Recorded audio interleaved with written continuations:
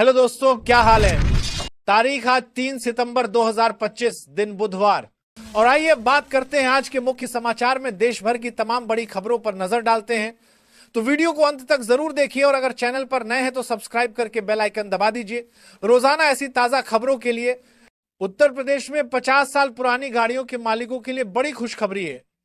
अब ऐसी गाड़ियों का दोबारा रजिस्ट्रेशन कराया जा सकेगा। राज्य सरकार ने इसके लिए नई प्रक्रिया तय की है। गाड़ी मालिकों को आरटीओ ऑफिस में आवेदन करना होगा और फिटनेस करना होगा।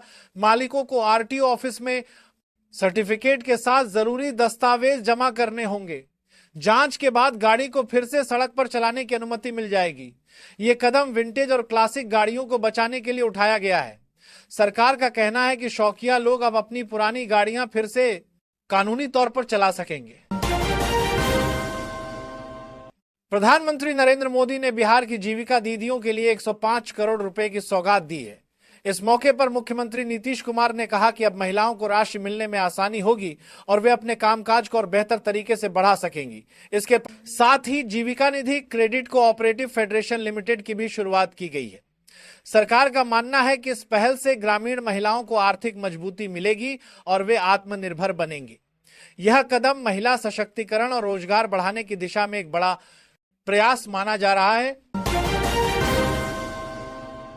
बिहार कैबिनेट की बैठक में कई अहम फैसले लिए गए हैं। मुख्यमंत्री नीतीश कुमार की अध्यक्षता में हुई बैठक में कुल 39 एजेंडे पास हुए। इसमें सबसे बड़ा फैसला 40 नए आवासीय विद्यालय खोलने का है, जिनमें 1800 से ज्यादा पदों का सृजन किया गया है। वहीं होमगार्ड जवानों के लिए भी खुशखबरी है, उनका वेतन बढ़ाने का निर्णय लिया गया है। सरकार का कहना है कि इन फैसलों से शिक्षा और सुरक्षा व्यवस्था दोनों को मजबूती मिलेगी। इसके अलावा कई विभागों से जुड़े अन्य प्रस्तावों को भी मंजूरी दी गई है। इंडिगो की पुणे से जयपुर जाने वाली फ्लाइट को सोमवार को पैसेंजर्स ने बड़ी परेशानी झेली। फ्लाइट समय पर उड़ान भरने के बाद जयपुर एयरपोर्ट पर लैंड नहीं कर सकी और करीब आधे घंटे तक आसमान में चक्कर लगाती रही। इसकी वजह रनवे पर ट्रैफिक और देरी बताई जा रही है। इसी दौरान स्पाइसजेट की 2 इंटरनेशनल फ्लाइट भी लेट हो गईं, जिससे यात्रियों को इंतजार करना पड़ा। पैसेंजर्स ने कहा कि एयरलाइन समय पर जानकारी नहीं देती, इसलिए दिक्कत और बढ़ जाती है। लगातार फ्लाइट देरी से यात्री नाराज हैं और बेहतर व्यवस्था की मांग कर रहे हैं। राजस्थान में आयकर विभाग ने बड़ी कार्रवाई की है। जयपुर और कोटा में रियल एस्टेट और पान मसाला कारोबार से जुड़ी कंपनियों पर एक साथ छापे मारे गए। जानकारी के मुताबिक करीब 18 ठिकानों पर टीमों ने दस्तावेज और कैश की जांच की।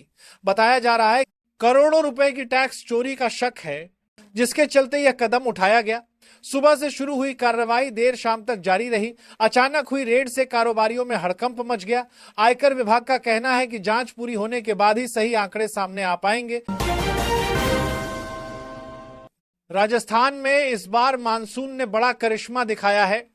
लंबे समय से सूखी पड़ी नदियों में अचानक पानी भर गया और कई जिलों में आधे से ज्यादा बांध लबालब हो गए। भीलवाड़ा, बूंदी, झालावाड़, कोटा और बारां जैसे इलाकों में बाढ़ जैसे हालात बन गए हैं।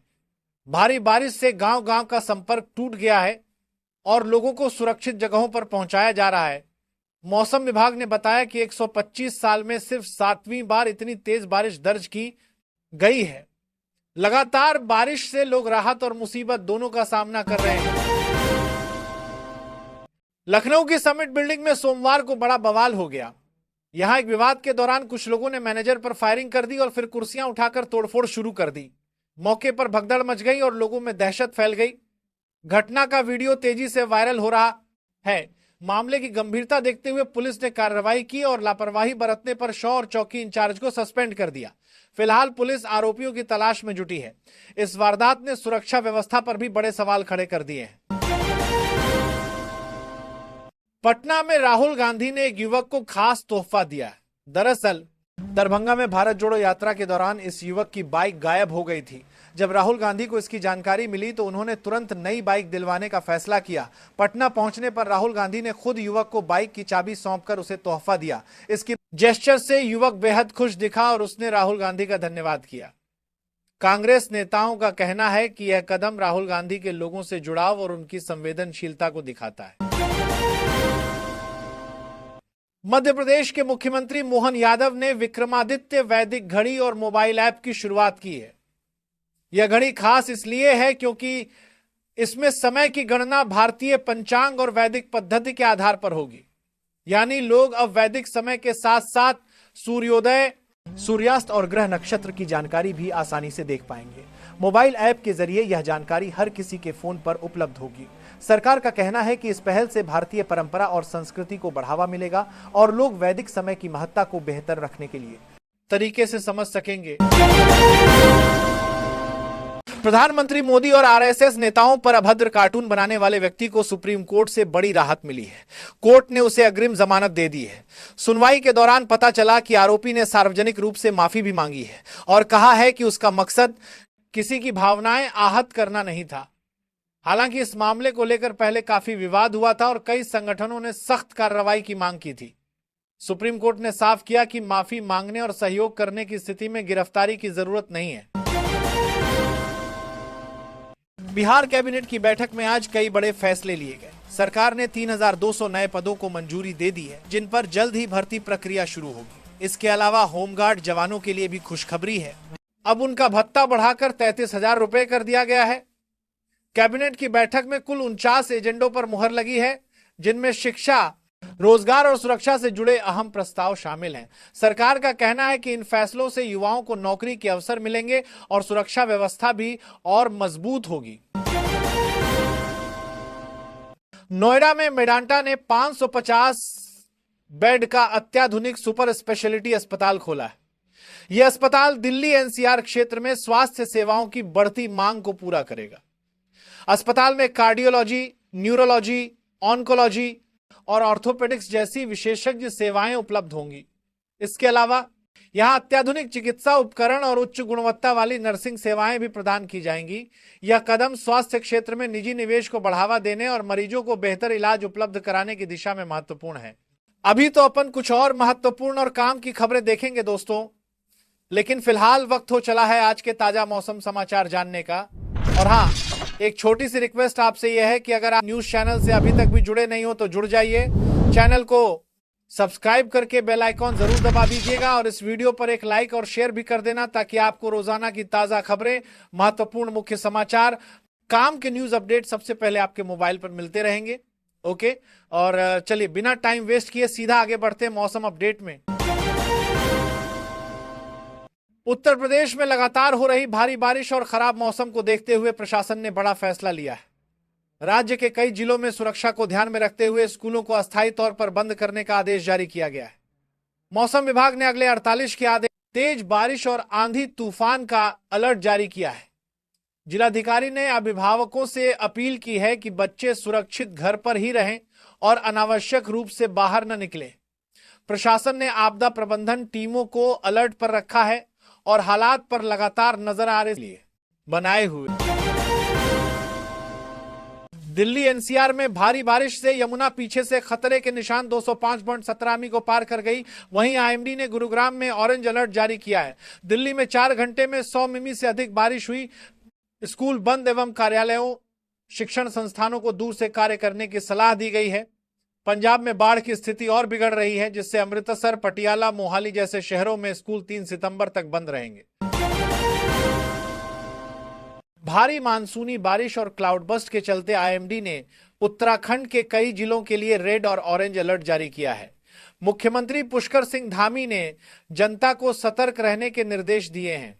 आपदा से बचाव हेतु प्रशासन सतर्क है और बचाव प्रबंधन दलों को तैनात कर लिया गया है। बिहार में औरंगाबाद, गया, नवादा सहित 9 जिलों में 4 सितंबर को भारी बारिश की चेतावनी जारी की गई है। पिछले 24 घंटों में तापमान में गिरावट के कारण मौसम ठंडा और भीगा हुआ है। इससे किसानों की खरीफ फसलों पर प्रभाव पड़ सकता है। नागरिकों को नदी, तालाब की स्थिति और मौसम की जानकारी पर नजर रखने के लिए कहा गया है। महाराष्ट्र के कोंकण, विदर्भ, मध्य प्रदेश और घाटमाथा क्षेत्रों में अगले 3 दिनों तक भारी बारिश की आशंका है। आईएमडी ने इन क्षेत्रों में अलर्ट जारी किया है और पब्लिक से वीज चमकने के साथ जोरदार बारिश की स्थिति के प्रति सतर्क रहने का आग्रह किया है। इस असामान्य बारिश का प्रभाव कृषि, स्वास्थ्य और यातायात पर भी पड़ सकता है। आईएमडी ने पश्चिमी और तटीय भारत के लिए 3 से 6 सितंबर तक लगातार बारिश का रेड अलर्ट जारी किया है। इसमें गुजरात, कोंकण, गोवा, तटीय कर्नाटक और मध्य महाराष्ट्र शामिल हैं। तेज बारिश कृषि एवं जीवन प्रणाली के लिए चुनौतीपूर्ण साबित हो सकती है, खासकर बाढ़ और जलभराव की समस्या को देखते हुए। कोलकाता में मानसून के चलते मौसम परिवर्तनों के कारण थंडरस्टॉर्म, अस्थमा की घटनाओं में वृद्धि दर्ज की गई है। अल्टरनेटिंग वेट ड्राई परिस्थितियों, हवा और प्रदूषण के मिश्रण से अस्थमा और कोपीडी मरीजों में सांस की तकलीफ, खांसी और अस्पताल में भर्तियां बढ़ी हैं। डॉक्टरों ने चेताया है कि यह चलन और विकृत मौसम आगे भी जारी रह सकता है। आईएमडी ने पूर्वानुमान दिया है कि सितंबर में भारत को औसत से 109% बारिश प्राप्त होगी। हालांकि दक्षिण पूर्वी और दक्षिणी राज्यों जैसे तमिलनाडु और केरल में यह कमी रख सकती है। यह बारिश कृषि समेत जल स्तर भराव के लिए लाभप्रद होगी, लेकिन खरीफ फसल जैसे चावल, कपास, सोयाबीन, मकई और दालों के लिए संभावित नुकसान की आशंका भी जताई गई है। हालांकि कल बाजार नीचे गया, लेकिन आगे के दिन बाजार में उम्मीद बनी रही, क्योंकि जीएसटी काउंसिल की 3-4 सितंबर को बैठक होने वाली है। संभावना है कि 175 वस्तुओं पर जीएसटी में कम से कम 10% की कटौती हो सकती है, जिससे खरीदारी में तेजी आएगी। प्रधानमंत्री मोदी द्वारा सेमीकंडक्टर इंडस्ट्री को बढ़ावा देने के बाद सीजी पावर, मॉस्टिप जैसी कंपनियों के शेयरों में 7% तक उछाल देखने को मिला। यह संकेत है कि तकनीकी क्षेत्र में सरकार की योजनाएं असर दिखा रही हैं। सेबी ने एक नया नियम लागू करने का ऐलान किया है। 1 अक्टूबर 2025 से इंडेक्स ऑप्शंस में इंट्राडे मार्जिन में लिमिट्स बढ़ाने की योजना है। इसका उद्देश्य डे ट्रेडिंग में जोखिम कम करना और बाजार में अनुशासन लाना है, खासकर छोटे निवेशकों के लिए।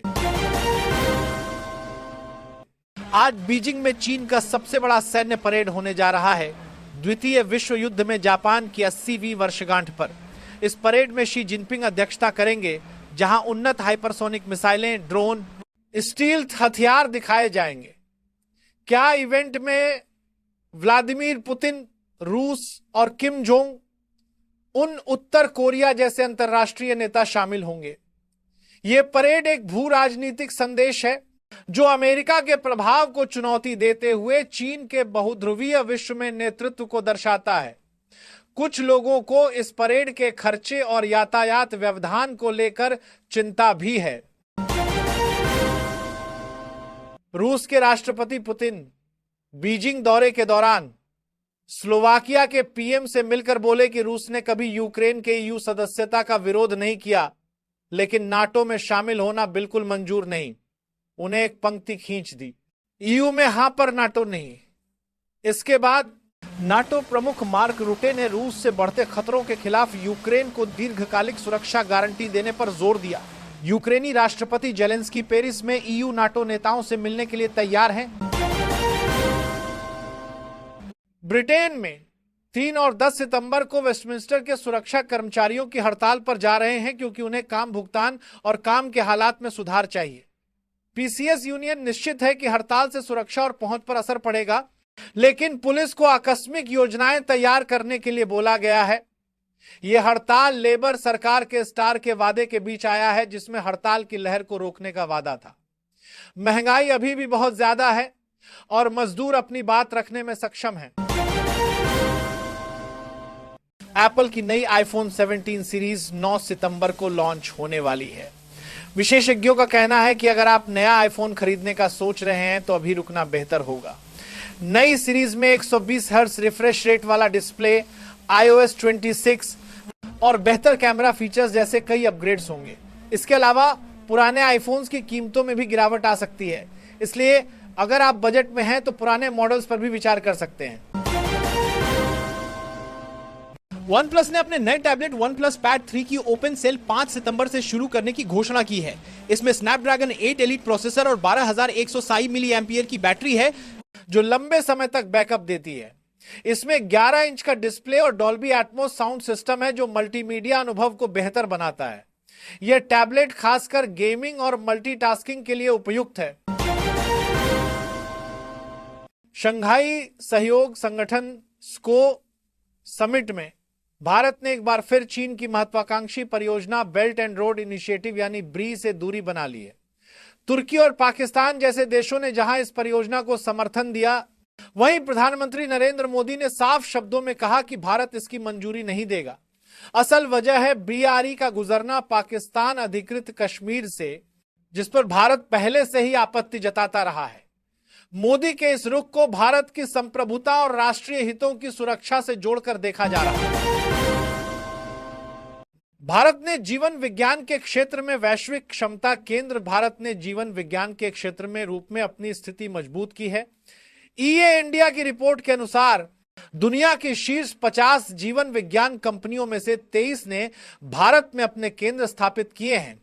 इनमें बायोफार्मास्यूटिकल, चिकित्सा उपकरण और जैव प्रौद्योगिकी कंपनियां शामिल हैं।